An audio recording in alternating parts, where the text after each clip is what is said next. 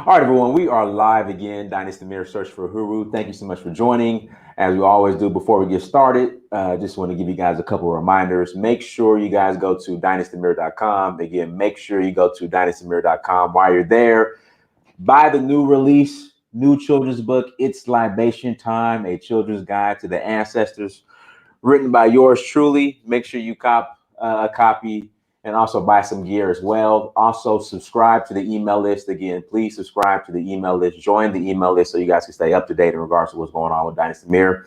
Like, share, and subscribe to the content. Like, share, and subscribe to the content. We will really appreciate your guys' support. And then become a monthly Patreon.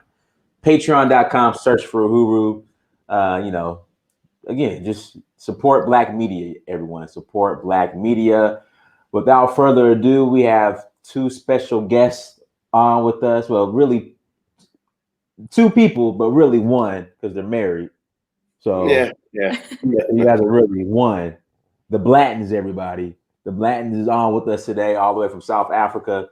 And today's topic, because I've been getting calls and emails of, Dynast, I want to go to Africa, but my spouse isn't supporting me. And I can't answer that question. Like I can't answer that. Fair enough. Answer that. I can't answer. I wanted to bring on a couple who were in the US and they moved to Africa. I had the Bag family on last week, and I know Miss Bag, the Black Acres of the Gambia, everybody. Yeah.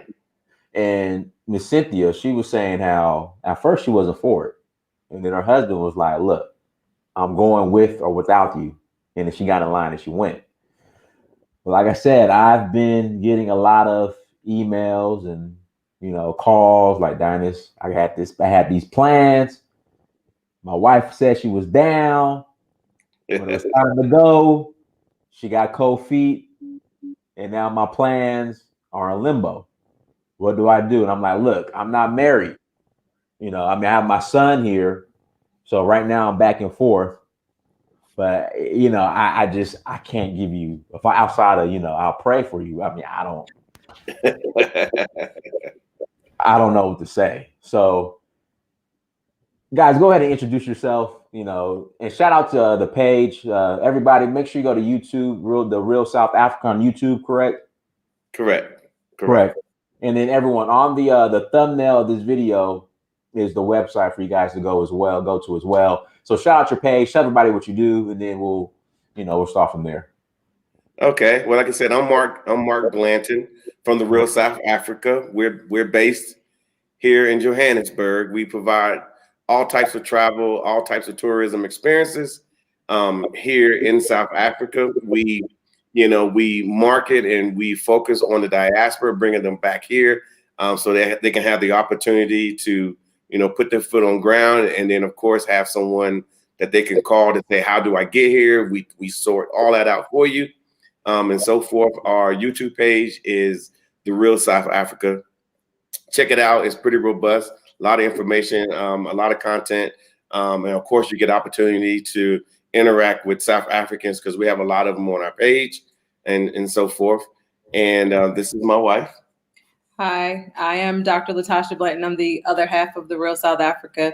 And just like he said, you can find us on YouTube, The Real South Africa, on Twitter at @r_South_Africa, and on Instagram, The Real South Africa 18. So we are on all social media platforms, but we primarily spend most of our time now on Facebook and YouTube. So yeah. All right, so I'm not gonna try to get too nosy and personal. Maybe just do what you can. Okay. So how did you guys meet? So I'm guessing in Virginia, and then how did that happen? How did you guys meet? Tell us. Easy story. I was working in DC every weekend. Every day for the most part. And when I had time off, I would just go to DC, or I'm from North Carolina, so I would go down to North Carolina, hang out for my couple of days, and then I would come back. But one time I was like, you know what? I'm just going to go to Richmond. And she happened to be in Richmond at the time. I don't think she was, but actually she wasn't living there. She was living how long ago was this? What year? That would have been almost 14 years ago. Yeah, 2007. Okay. Okay. It was 06. 06? Yeah, we got married in 7. Okay, yeah, one of those. Okay. You know how it goes. So yeah, we ended up in Richmond. I went to a bookstore checking out some books, and I just happened to see this young lady. So I went and approached her and asked her, do you want some coffee? And we started talking, and then that was the beginning right there. That's pretty much it. Okay, so you guys got married a year later. Yeah, Yeah, so later, yeah, absolutely. And so then, Dr. Blanton, you had your own practice, I guess, and at that time. No, I was actually working at a hospital in Roanoke, Virginia, when I met him in Richmond. I was going to Richmond every other weekend to get my hair done. So when I met him, I just gave up my job in Roanoke and then moved to Northern Virginia where he was. And then we were married in 07 and we started our business, our private practice in 08. So okay, yeah. Okay, so I got questions. So how soon was it that you left your job to go move to? 3 months. 3 months. Okay. Yeah. I'd actually bought a house the month that I met him and put the house on the market. Mark, what you put in that coffee? Nah, it was. He was persistent. Yeah, he was super persistent. I wasn't that good back then too. So, but okay. Yeah, I was that guy, and I told her, hey, here's the deal, and then of course she's like, hey, I got a new house, I got this, I got that, I got all these different things going on, and I said, well, if I can, put your house on the market, if I could, move all your stuff, if I could do everything that needs to be done. She was ready to go, and so that's basically how it worked. So yeah. So basically, because I had just bought a house, I told him just like he said, but I said it like this. I said, "Well, why would I move to where you are?" I was like, "I just bought a house," and he was like, "Well, if I find somebody to rent your house, will you leave?" And I'm like, "Okay, whatever." And then that Saturday, there's a guy knocking on my door. He's like, "I'm here to put your house on the market." I'm like, okay. Yeah. That's if you find me a job. He found me a job. So we did everything I asked him to do. So I was like, well, he called my bluff. I guess I better move. Yeah. Okay. Yeah. So you move. Mm-hmm. Then when did you start going to South Africa or did you go to South Africa before you met Mr. Blanton? Like when did you start going to South Africa? No, neither one of us had been to South Africa before. He came originally for the first time in 2010 for the World Cup, and he brought me the following year, 2011. Okay. So when did you open your own practice? Because you had a practice, right? 2008. Okay. Yeah. All right. So I'm guessing that's going very well. Mm-hmm. Practice. All right. So you got practice. 2010, Mr. Blanton, you go to South Africa. 2011, you go to South Africa. Yeah. When did the conversation start happening? Like, look, baby, I love South Africa.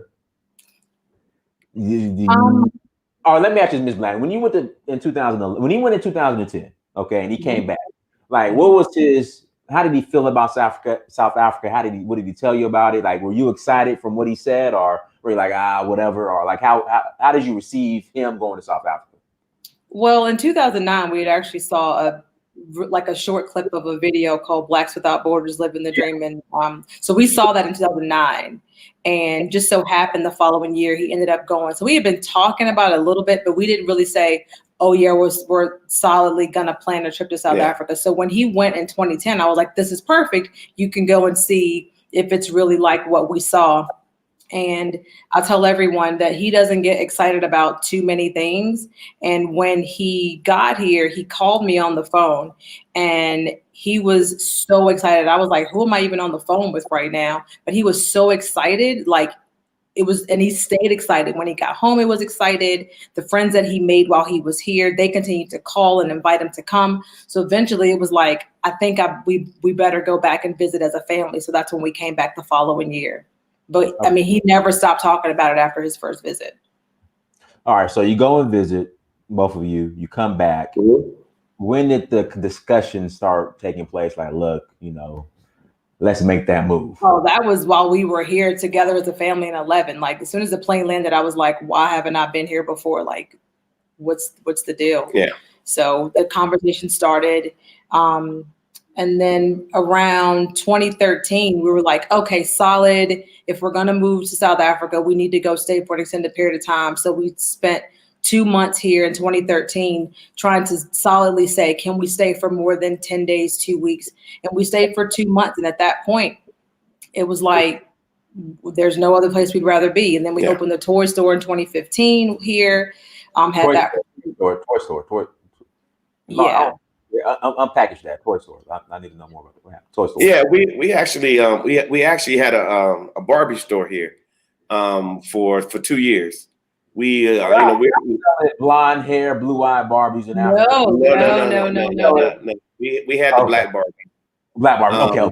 We had the black Barbies. Yeah, they didn't have them here, and you know, so I started engaging them about the the black Barbies, and so here I am now. I'm at Mattel here in South Africa, and they sat. We had it was me and my people, and them and their people across the table, and they was like, this was their answer.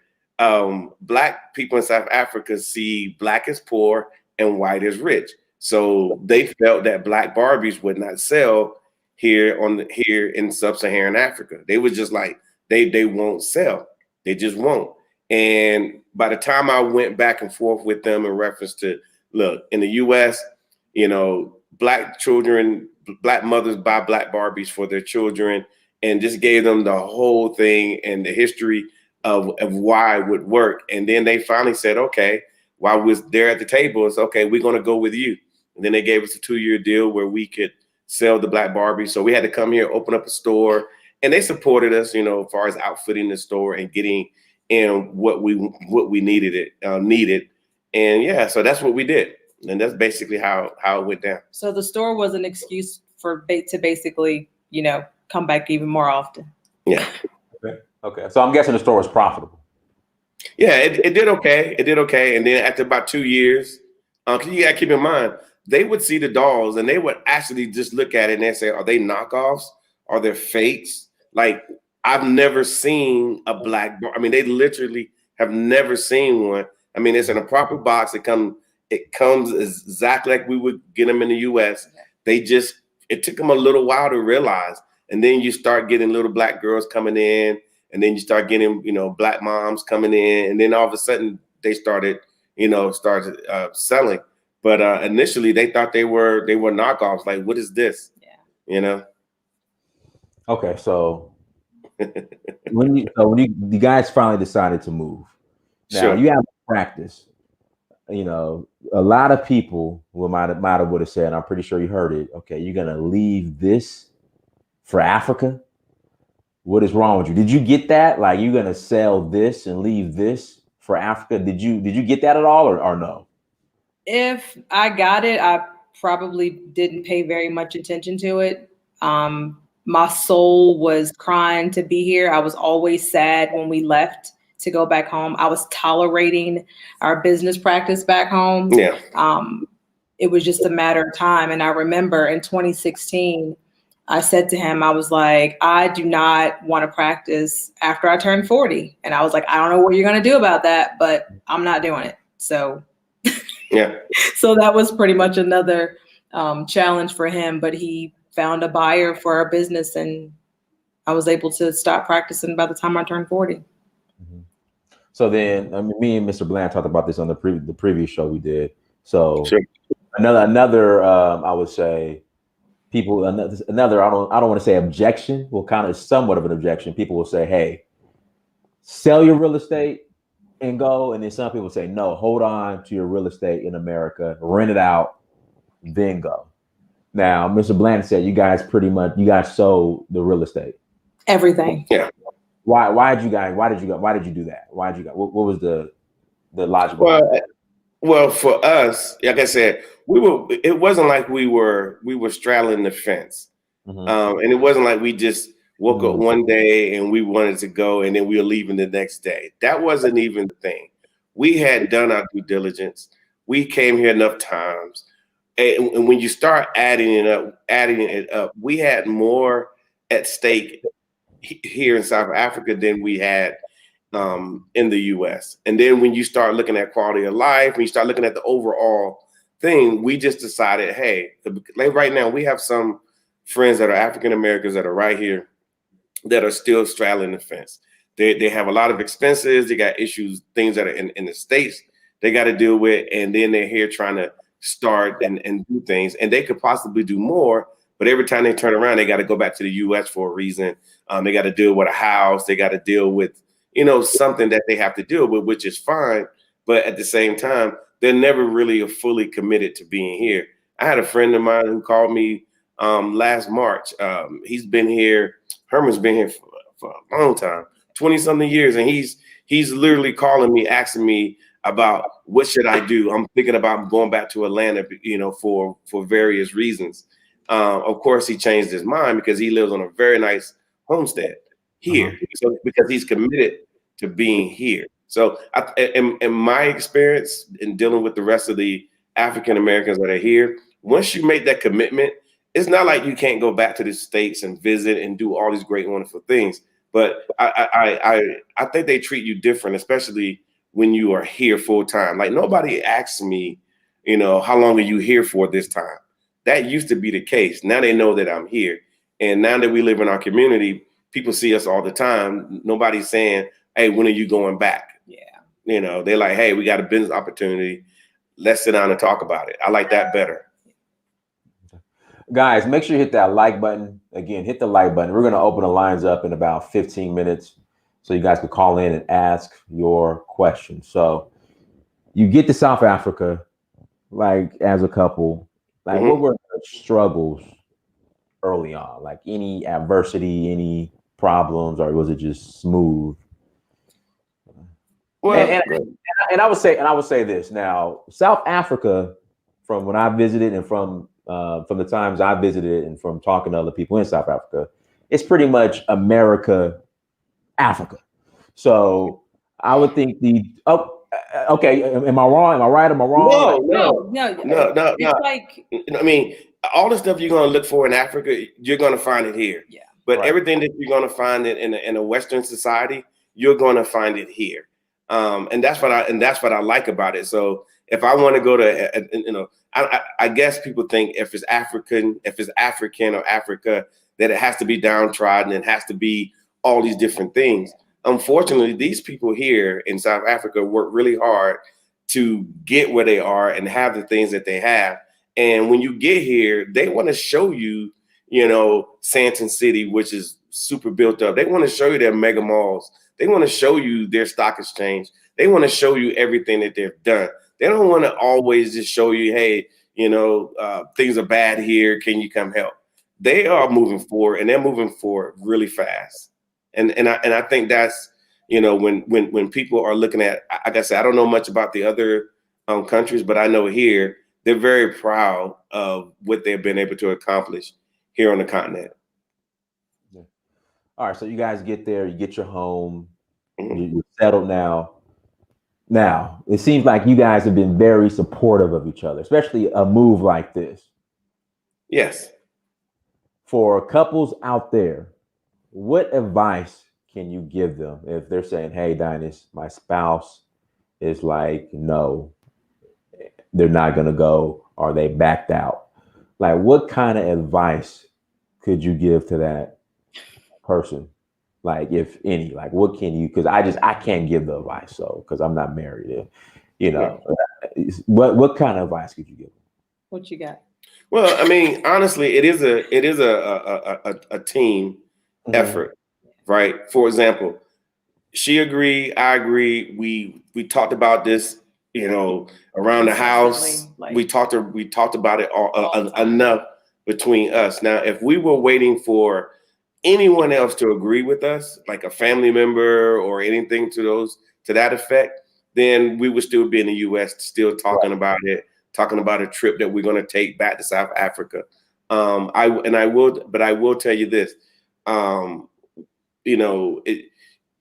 you have to commit on some levels. You have to commit, and if you're not willing to commit, then I would say then don't come here, because you do get some African Americans that I know that come here and they love it here, but they're always talking about the states.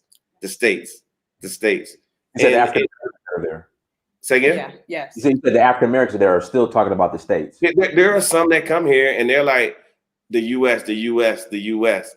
And when I mean, and of course, I don't mind talking about the U.S., but my thing is I live here. Right. I do. So I want to talk about what's going on here, the opportunities, the things that we could do here. And you got people saying, hey, you know, so my point is, if you're going to come as a couple, both of you need to be on board. And the real thing is you're going to have to come. Like let's say if it was me and she didn't want to come, then it's my responsibility to show her the experience that she could have, meaning that I need to put her on a plane. Let's come visit. And if it takes 3 visits or 6 visits, I need to be willing to do that if this is what I'm trying to do.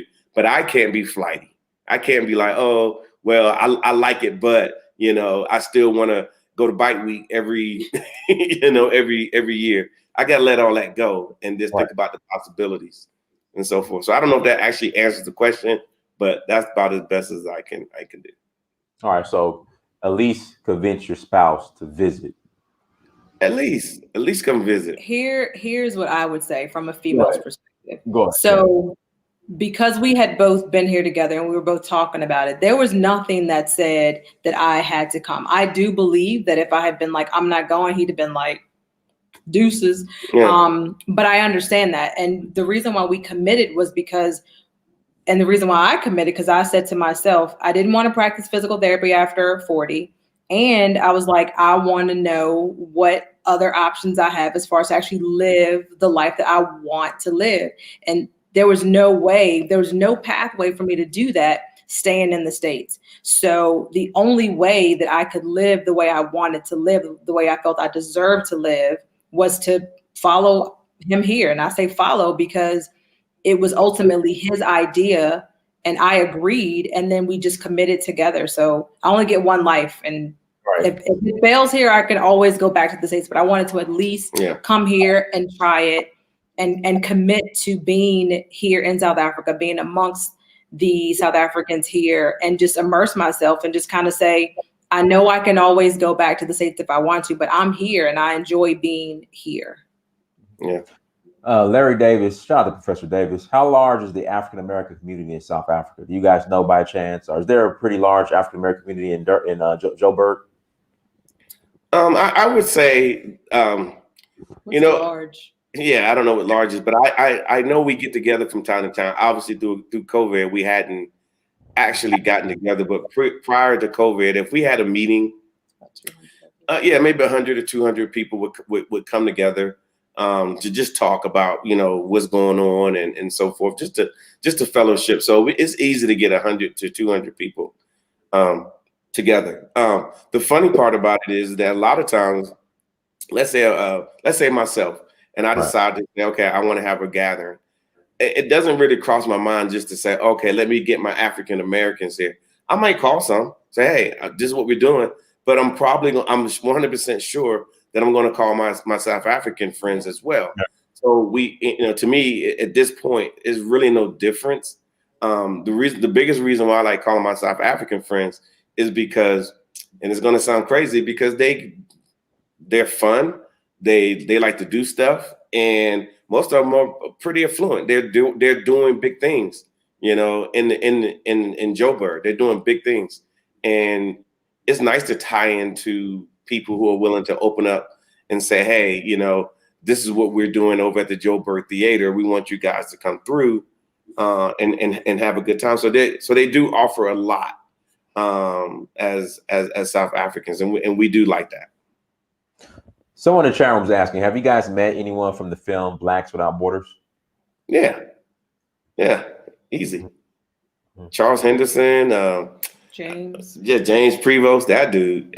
Yeah, he's exactly like he is in the film.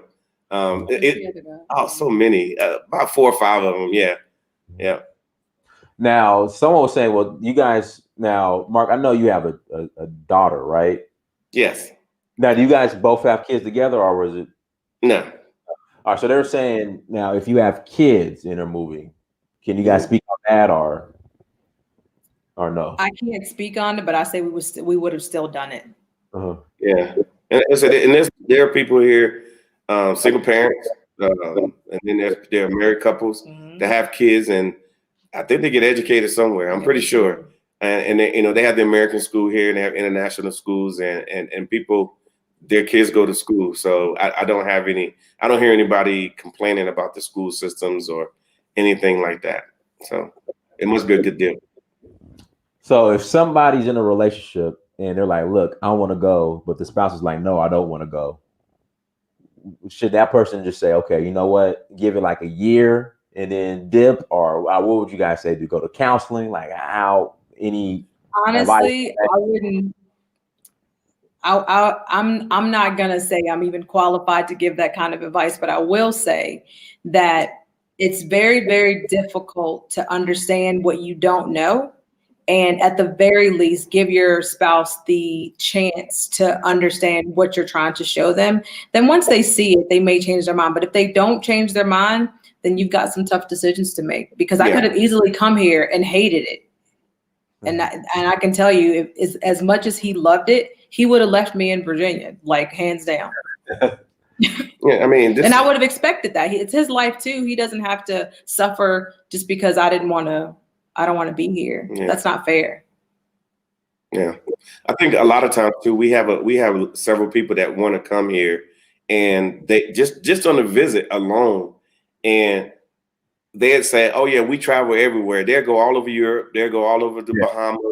They'll go everywhere, and they will have no problem. They'll leave tomorrow, and they'll get off a plane, get on a bus. They'll never actually see the Bahamas or actually never see Jamaica, or what, and then they'll go to a resort and sit on a resort for 7 days, and do that. But they won't come here and say, "Hey, we're in Africa, and we're going to be able to explore and learn a little bit more about this African."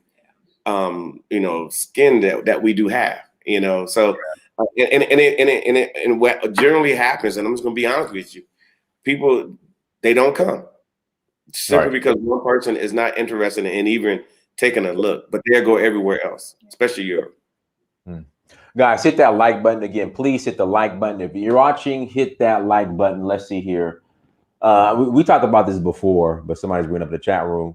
How do South Africans treat Black Americans with the xenophobic issues? Well, I think I mentioned it before. I would say this.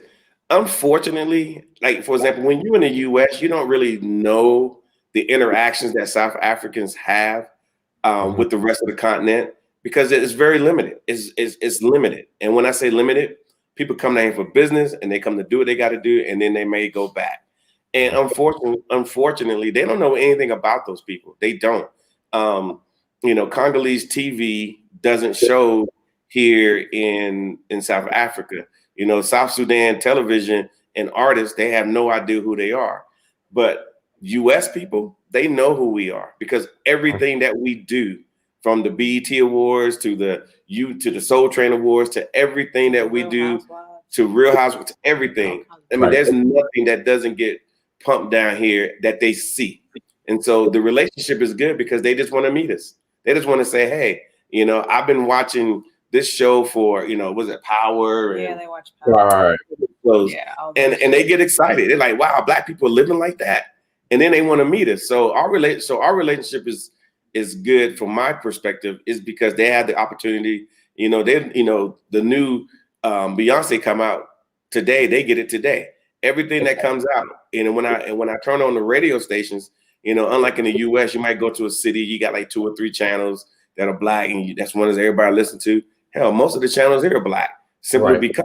And what are they playing? They playing traditional South African music, but they're playing a whole lot of R&B, rap, and so forth. So they know our artists probably better than us, but we don't know their artists, and they have a plethora of artists that we don't even know about.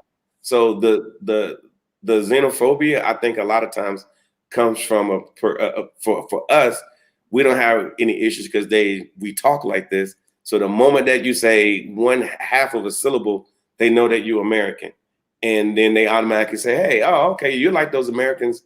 You're like LL Cool J on NCIS." No, but yeah, so.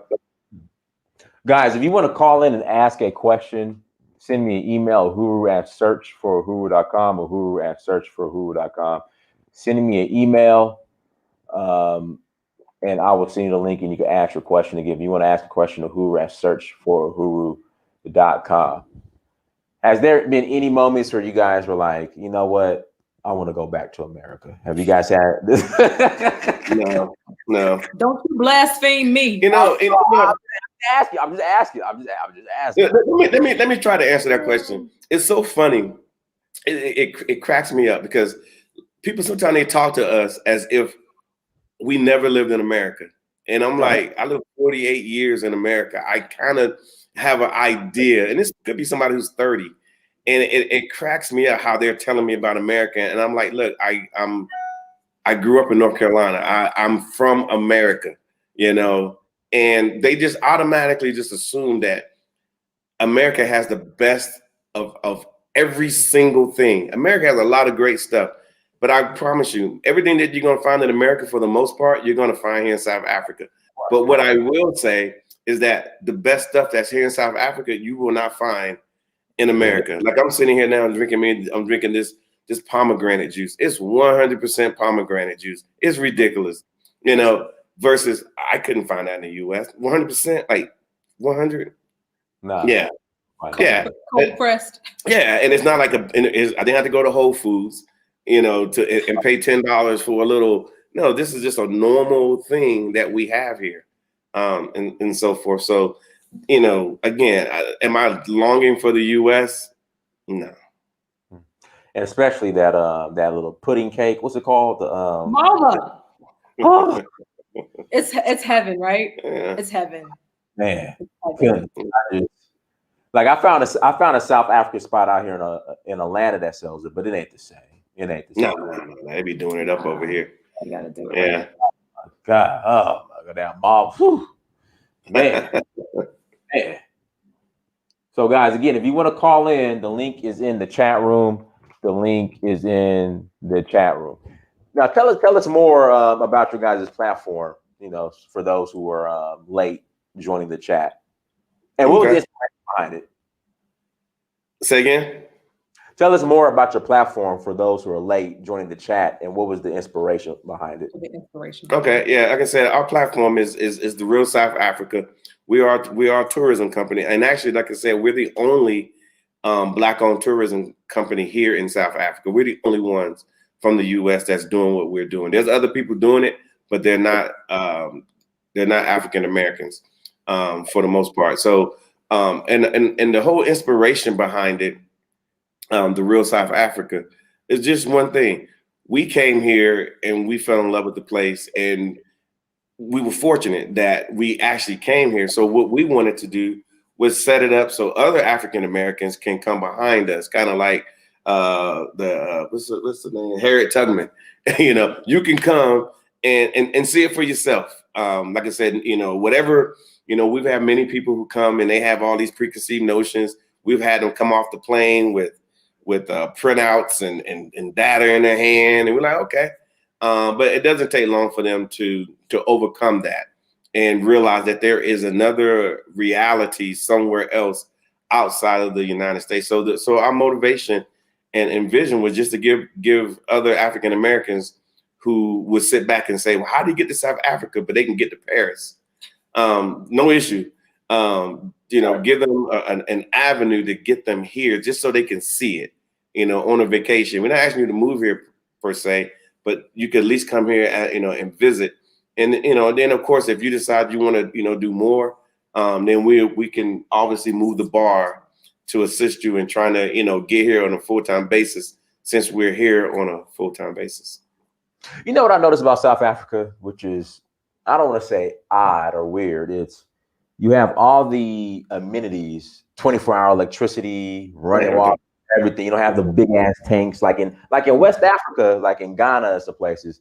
You'll see a house, $250,000, no paved road going to the house, and then there'll be a big old water tank on top of the house, and then you can't guarantee. And they got a generator, and so, but in South Africa, it's like you have first class amenities, and the pricing is reasonable. Like I was looking at real estate for like a decent house, and I'm like, 24-hour electricity and everything. Like this makes sense.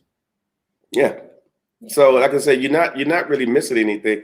Actually, like I said, we had a nice physical therapy business, had several locations and employees, the whole nine, and we had a nice house in Virginia on an acre, 4 bedroom, the whole nine, like most people have or should have or could have. And did we know our neighbors? I lived there 10 years. No. Did we talk to? No, 10 years. Didn't know our neighbors. We bought in where we could buy, and it wasn't no real community things along that line. Somebody went to our YouTube page, watched our YouTube channel.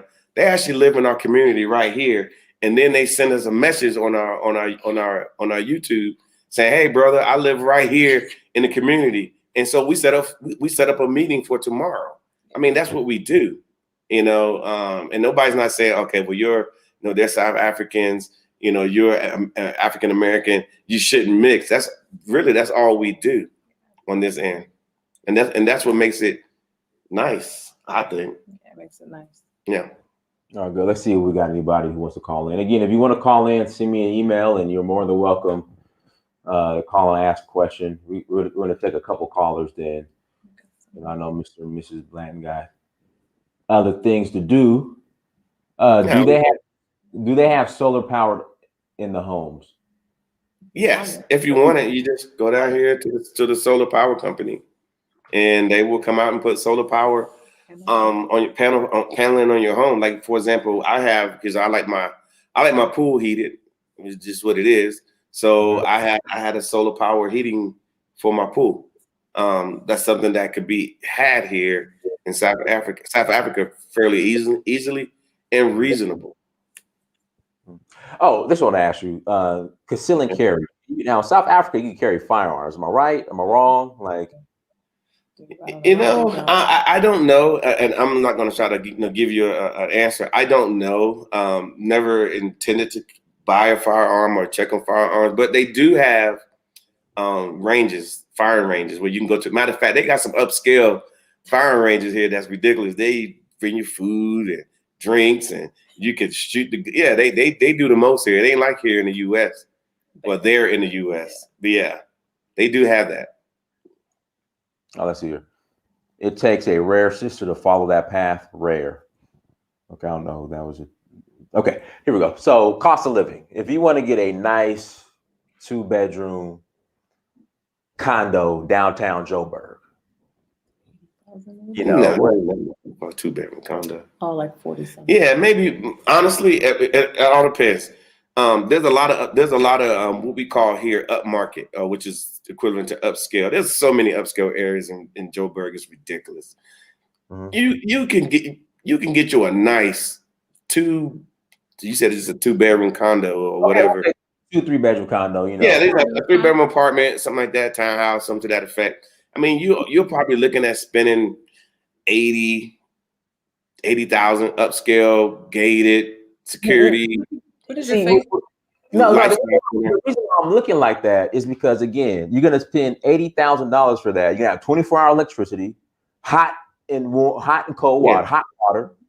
But, that's my only issue with West Africa, man. Especially some places, you're going to have the big old water jug, and you'd be lucky if you get hot water.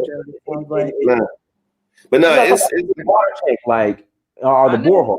Yeah, it's just like, sometimes it's just like, oh, man, why is it so, like, South Africa, Namibia? I've been in Namibia as well. Yeah.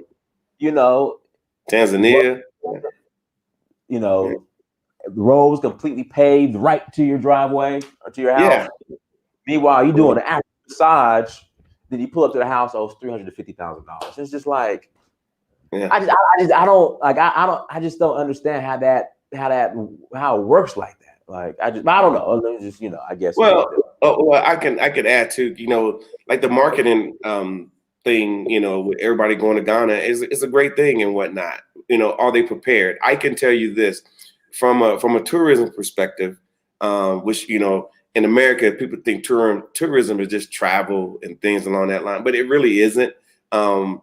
tourism conference, the biggest one in all of Africa, is done here in Durban, South Africa.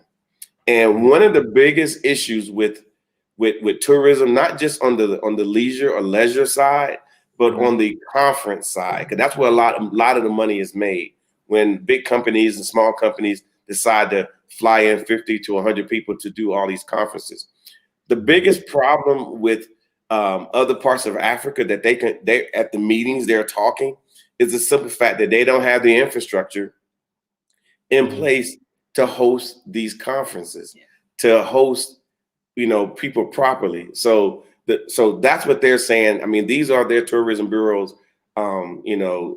leaders saying that, hey, that's the difference between, other parts of Africa and South Africa.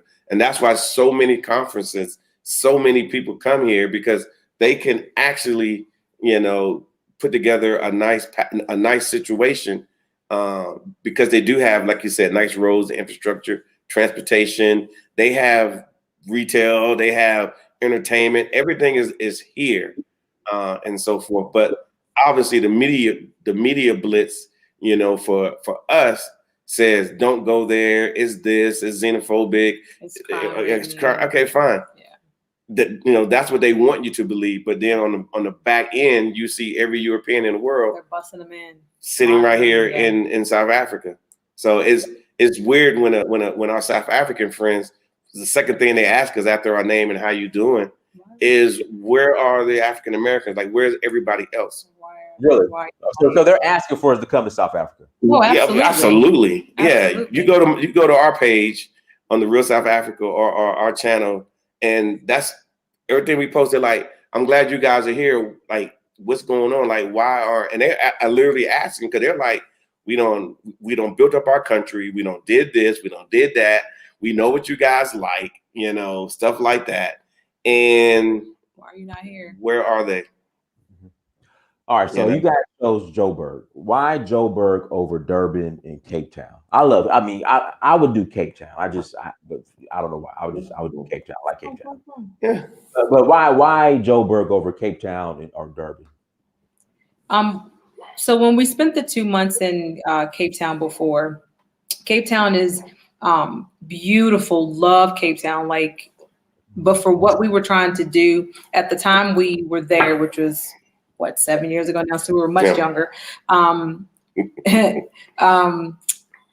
Joburg was just like where all the business was happening, things were going on. There's always something to do. So for us, Joburg was a better fit because we knew we were going to try and, do some business here.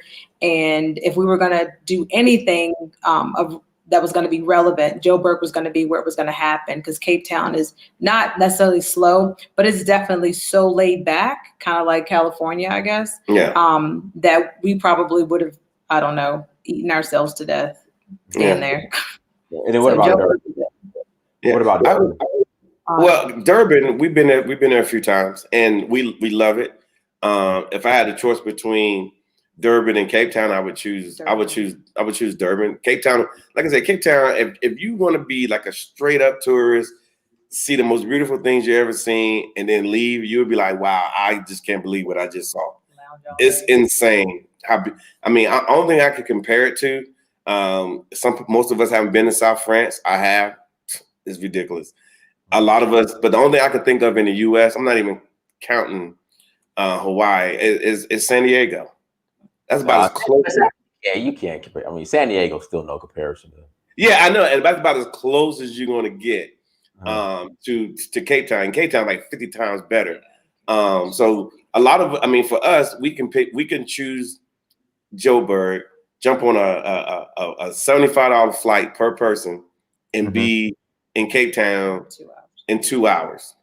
I could rent a car and just continue to spend my time. So it wasn't like I needed to do it every day. But what I do needed to do every day is be immersed in the Joburg culture, because all the cultures are here. Very diverse. It's super diverse. It's fun. It's much larger than Cape Town. And then of course the surrounding areas got it going on as well. It's like, if you want everything, like literally everything, just come to Joburg, and you would be like, wow, I think I've seen everything. All right, we got a super chat. Shout out to Pan-Africanism Strikes Back. There are plenty of women in Africa. Leave her here. She will be fine. She simply has more faith in the white man's ability to provide for her than you. Oh, Yeah, man. hey. It's what it is. Mr. Ifeoluwa, great content. Prince Dynast, thanks for having this couple back on the show. Let's hear Timothy Scott. I just sent you the link. Timothy Scott, I just sent you the link. So go ahead and oh, that's wrong. It's the wrong link. Hold on. I sent you the wrong link. Let me send you the right link. So Timothy Scott, I'm sending the link to you right now. And guys, make sure you hit that like button again. Hit that like button. Timothy Scott, I am sending the link. So and then after you, we'll take one more caller, and then we'll go ahead and log off. Let's see. So you haven't been to Freetown, Sierra Leone yet? No. When? I'm busy. You want to come say hello? You want to come say hello? Yeah. Okay. Yeah. So you got to go to Freetown, Sierra Leone. Freetown, guys, Cape Town. You got to go to Freetown. It's better than Cape Town. Freetown is better than Cape Town. You got to go to Freetown, Sierra Leone. Yeah, it must have more. It must have more brown people. Brown people there. That too, but definitely that too. But I think the only thing that Cape Town Tabletop Mountain is kind of what gives that Cape Town, that aesthetic, But Freetown definitely competes with Cape Town. In my honest opinion, I'll take Cape Town, and then brown people. But that Tabletop Mountain, like how it just sits up there when you on beach number 2. Like, is it beach? What's Clifton Beach? Clifton Beach. When you're on, that's where we stayed. Yeah. When you're on Clifton Beach, and you can see the Club Apostles and Lionhead, and all that. Yeah, but it's a sight to see. Every morning it was beautiful. All right, go ahead, Scott Caesar, or Timothy Scott Caesar. Yeah, whoever. Go ahead. Okay, thanks for having me back on the show. I just wanted to ask a few more questions. I called in the other day. So one of those questions was, what has been your experience with like the medical and dental coverage, and like what's the comparison as far as like the price to like being in the States? It's funny you say that. I just had my teeth cleaned and I had a filling done. Yeah. A filling that I had in the States that fell out, by the way. But no, it really did. It was very seamless, very similar to the US. Actually, I think we paid out of pocket for the dental work that I had done, and I don't think it was like $80. Yeah, it wasn't much at all. Yeah, it was like $80, and it was no need to use insurance. I just gave them $80, and they cleaned my teeth, deep cleaning, and then they did one of my fillings.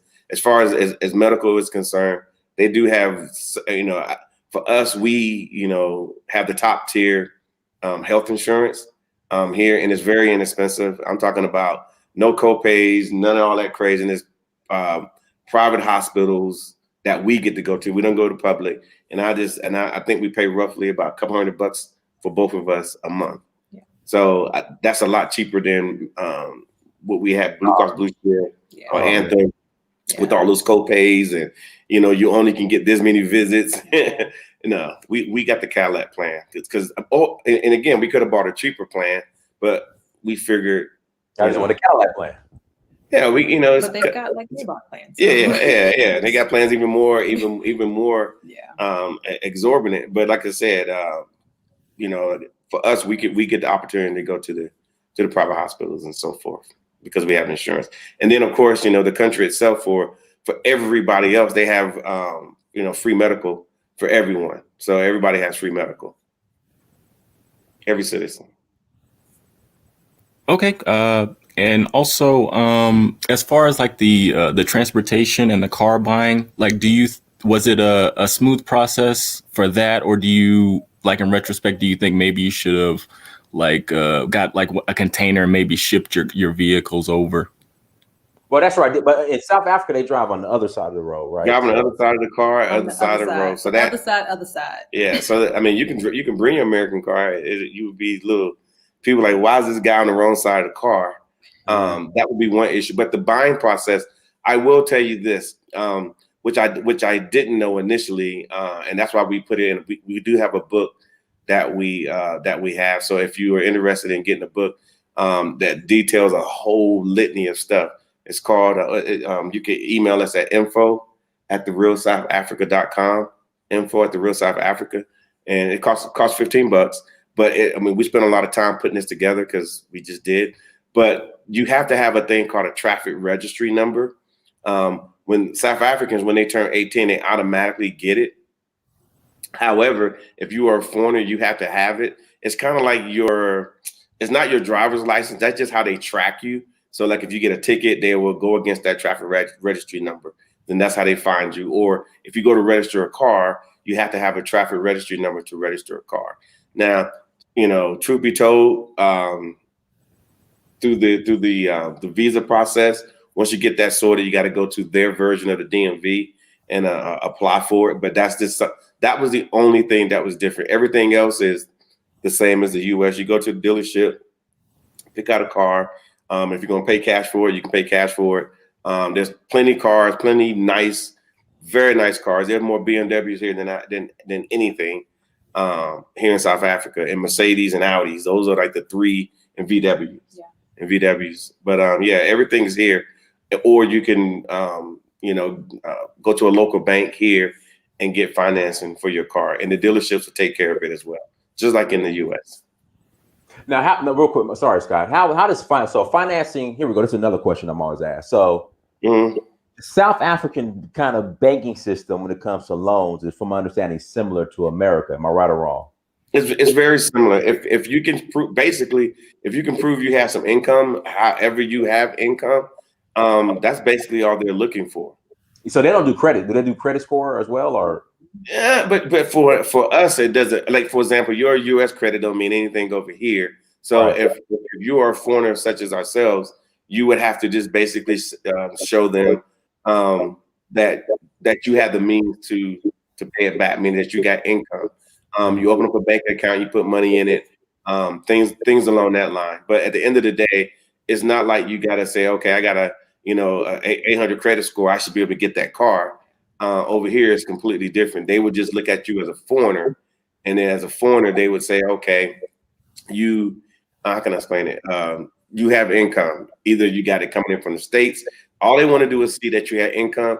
And then if you're here on a 4-year visa, 5-year visa, or you ultimately may get a permanent residency, they're going to base the end date of your loan based off the end date of your visa. Okay. And that's basically how it works. And let me read these super chats real quick, Scott. People moving to Ghana and having regrets because the reality is services, amenities, and infrastructure are lacking. South Africa is USA miles ahead. Now, as far as integrating in South Africa, like he said, I was told, I was at the airport in Joburg. And I think I lost one of my bags or something happened. Now I remember one of the guys at the airport was like, South Africa is America. You'll be fine. We'll find it because the system is the same. So do you think, because right now Ghana is Ghana. Do you think Black Americans, Black people should take a look at South Africa? Because again, the reason why a lot of Black people who want to relocate to Africa are turned off by South Africa is because, of course, the whole apartheid and whites still control the financial system, and the infrastructure and all that stuff. What would be your argument against that? And then xenophobia as well. Well, let me say this. Those same things, those exact same things that you said, and you said turns people off against South Africa, then that should turn you off against the United States. Period. Right. Those same things you deal with every day as an African American in the U.S. It might come with a different name, but if it doesn't really turn you off in the U.S. about what they do to us, don't be too upset about a country that actually you've never even visited, haven't spent any real time. Even if you only come here for 7 days, 10 days, 12 days on a vacation, you really haven't spent any real time. And as far as Ghana is concerned, I'm going to be the first to tell you, I think if any African American, or anybody in the diaspora can get to Africa, I don't care how you get here, just get here. Mm-hmm. We'll figure it out once we get here, where you need to go next or what you need to do or whatever. And as far as South Africa is concerned, do I think that Americans should come here? Well, Africans are trying to get here from all over the continent. They're trying to get to South Africa. They got the same issues like America. Everybody allegedly is sitting at the Mexico border trying to get into America. Well, South Africa has the same issues, but at least they do have a pathway for African Americans or anybody to get and be here legally. They do have a pathway to get here. So I would say anyone should minimally come down here, see it for yourself, see what it's about. And then if you feel like, you know what, I don't like it, then at least you know. At least you ain't got to have somebody else's experience. And I will also just say this to you. I haven't seen nobody that came down here and said that they don't like it. Everybody comes here, falls in love with it. And then now, because of the position that we're in, we got so many people. Hey, I was there 2 years ago. I was just there 6 months ago. I'm trying to get back full time. I'm trying to start a business. I'm trying to do whatever I need to do to get back to South Africa. And only thing they did was they just took a chance. They came down here, was looking for one thing, looking for the person, the little boy with the fly on his eye, and found that they're at the grill house. They had the grill house getting the best steak that they ever could have ever imagined, and saying, "Wow, I'm getting ready to go dancing after this." And you know what? This is pretty nice. I'm just gonna add one little thing to that. Go ahead. That yes, Black Americans should come to South Africa and like you said, any part of Africa, but you cannot complain about anything that happens in Africa if you're not here trying to make an actual effort to change it. So when you talk about the banking system and how Caucasians or white people own everything, the only way to change that is to get here and be a part of that change. You can't just sit back and pot shot about it, like thinking that it's going to change. Like if you were that concerned about it, then come here and be a part of it. Come here and employ people. Come here and start a bank. I mean, there are things that you can actually do that can change the trajectory of this young democracy. You just got to get here. All right, let me read these two more super chats, Scott, then I'll pass the mic back to you. Blind guy, his wife, their life. Thank you for the super chat. As a Black in America, we really thought we could only go to Africa to give aid, but seeing Dynasty and you guys makes it a real option. Can you please compare cities that you visited to American places for us watching to grasp? And then let me read this last super chat. Where is it? I think it's from Brandon. Black people should consider South Africa. It is a really nice place. The people are ideologically closer in mindset to Black Americans than anywhere else in Africa. They have experienced racism and segregation. All right, so which cities? So I would say Joburg would be like what, New York? Yeah, that's straight New York, yeah. Yeah, okay. New York.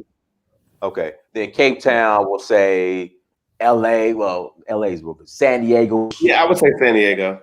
Miami, maybe Miami, little Miami. Yeah. It just doesn't have the Latin flavor. Okay. Then I would say Durban. Well, Durban's right on the coast with the beach, so I would say Durban. Maybe I think Durban would be closer to Miami. You think Durban would be close to Miami? Yeah, closer to Miami than Cape Town. Yeah. I was gonna say maybe like Houston. Houston's nice. What you know about Houston? I mean, I've been everywhere, man. Hey, I don't been in all the cities.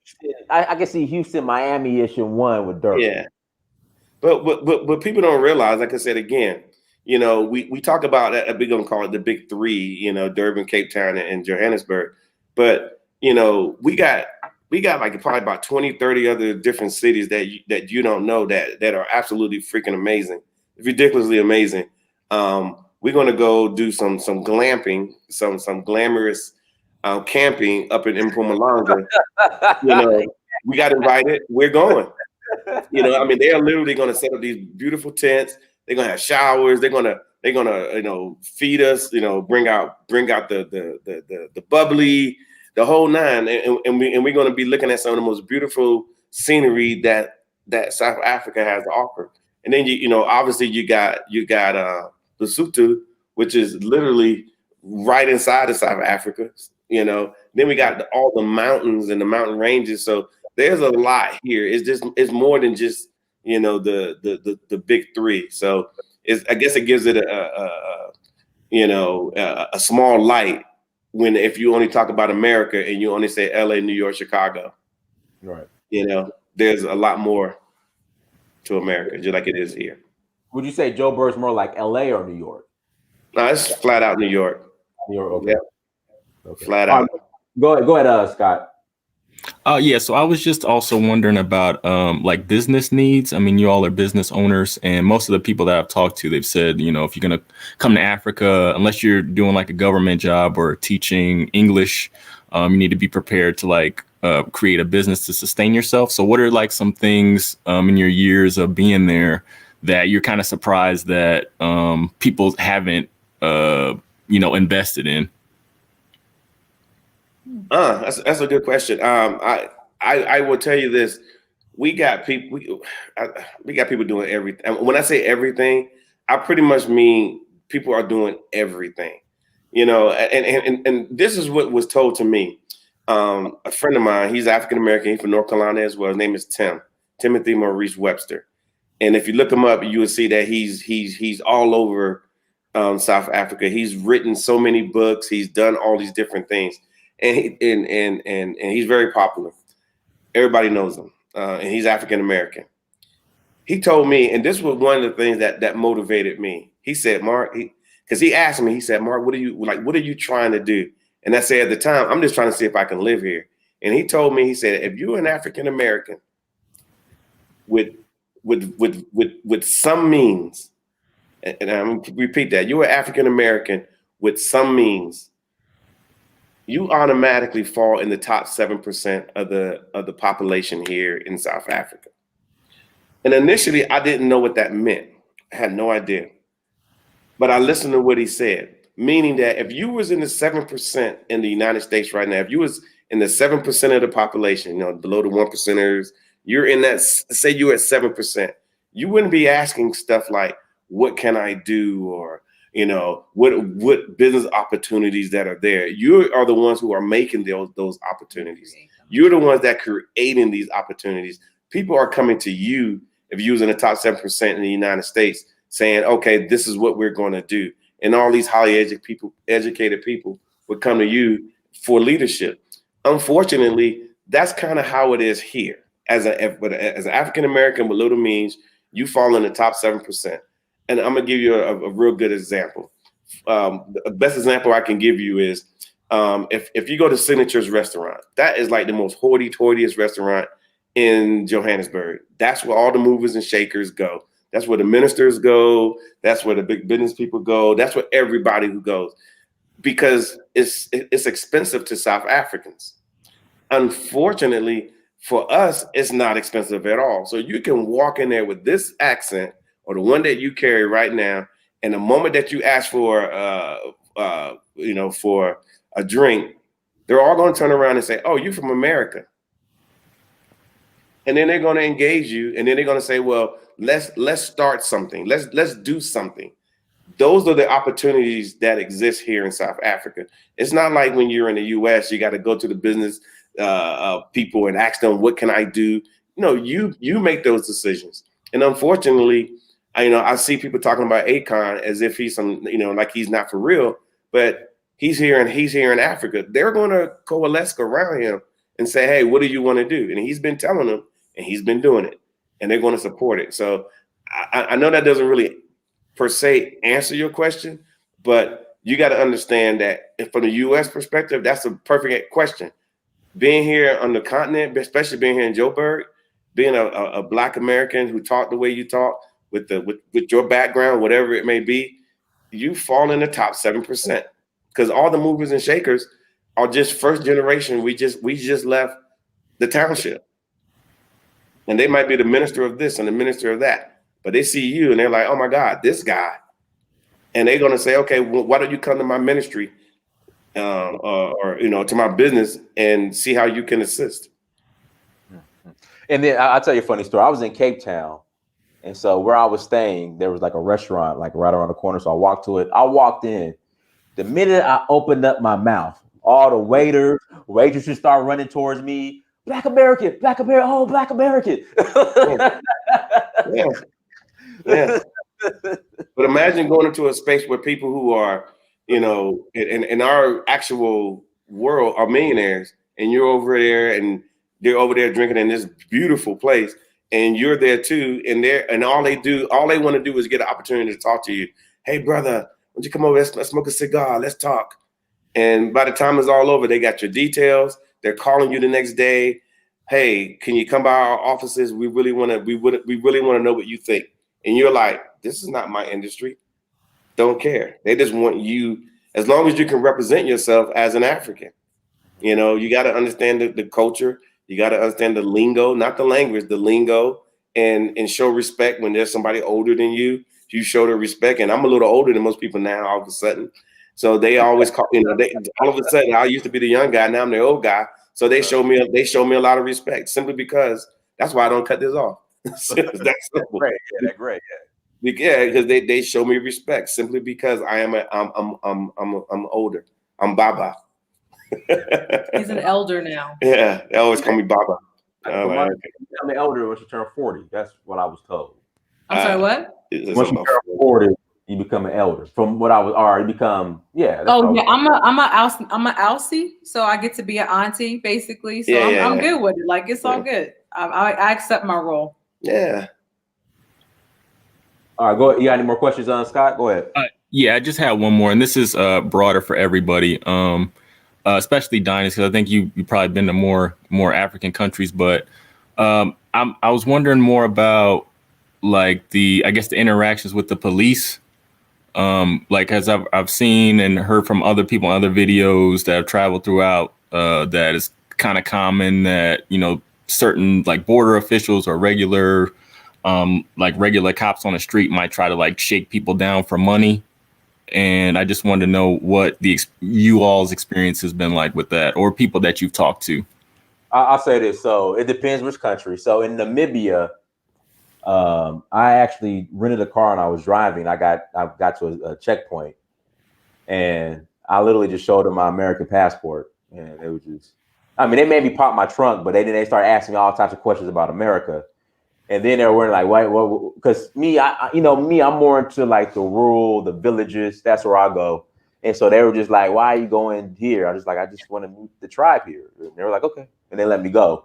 Nigeria depends on which day of the week and which custom police officer you run into. That's Nigeria is a whole different situation, But sometimes I just show them my American passport and I'm cool. Sometimes they'll ask for bribe, and I just give them a couple naira and just keep it pushing. Yeah, I would say my worst experience I had was at the Senegal-Gambian border. That's when like I was about to put hands on somebody, but I didn't. I had to be patient, but I wanted to put hands on somebody. Because sometimes at these borders they'll ask for bribes. And so at the Senegalese one, they were a little too aggressive. And so I wanted to put hands on somebody, but I just had to remain calm. But then when I get to the Gambian side, they were asking for bribe. And I just, usually when they ask for bribe, I say, ask your president, or I'll just say something like that. So, I was in like the little, when they say come back to the office, I know what time it is. I got my passport. It's an ECOWAS passport. Like, let me go. So when they say come back to the office, I know what time it is. So they do ask for a bribe, and then there's a picture of the president above him, and I said, ask him. And then he just let me go when I went to the country. So Nigeria, it depends which day of the week. It just depends which country, man. But like as far as like Ghana or any other country, I've had any issues.